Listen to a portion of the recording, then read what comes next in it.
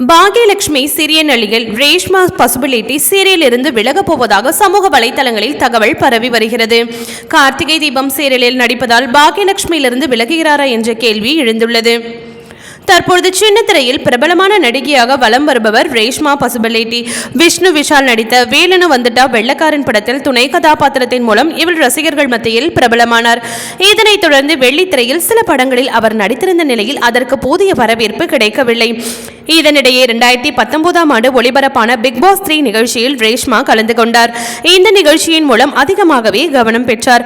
சமூக வலைதளங்களில் ஆக்டிவாக இருக்கும் அவர் அவ்வப்பொழுது தனது ஹாட் போட்டோக்களை பதிவிட்டு வந்தார். திரைப்படங்களை விட சீரியலில் அதிக வாய்ப்பு இவருக்கு கிடைத்தது. குறிப்பாக சீதாராமம், அபி டெய்லர் உள்ளிட்ட சீரியல்களில் நெகட்டிவ் ரோலில் நடித்து கவனம் ஈர்த்தார்.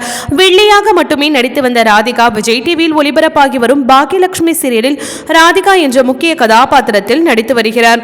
இந்த சீரியலுக்கான தனி ரசிகர்கள் பட்டாளமே உள்ள நிலையில் ராதிகாவாக ரசிகர்கள் மனதில் நீங்கா இடம் பிடித்துள்ளார். இந்த நிலையில் நடிகை ரேஷ்மா தனது இன்ஸ்டாகிராம் பக்கத்தில் பாக்யலட்சுமி குடும்பத்துடன் எடுத்துக்கொண்ட புகைப்படத்தை பகிர்ந்துள்ளார். ஆனால் அவரின் இந்த போட்டோவால் சீரியல் ரசிகர்கள் அதிர்ச்சி அடைந்துள்ளனர். பாக்யலட்சுமி சீரியலில் இருந்து ரேஷ்மா விலகப் போவதாகவும் அதனால் தான் அவர் அந்த போட்டோக்களை பதிவிட்டுள்ளதாகவும் சமூக வலைதளங்களில் ஒரு தகவல் வேகமாக பரவி வருகிறது.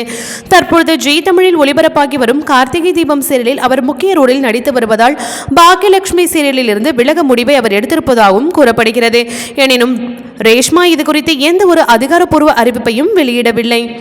ஓகே வியூவர்ஸ், இது போல சினிமா செய்திகளை நீங்கள் பார்க்க மறக்காம சினி டைம்ஸ் சேனலை சப்ஸ்கிரைப் பண்ணுங்க.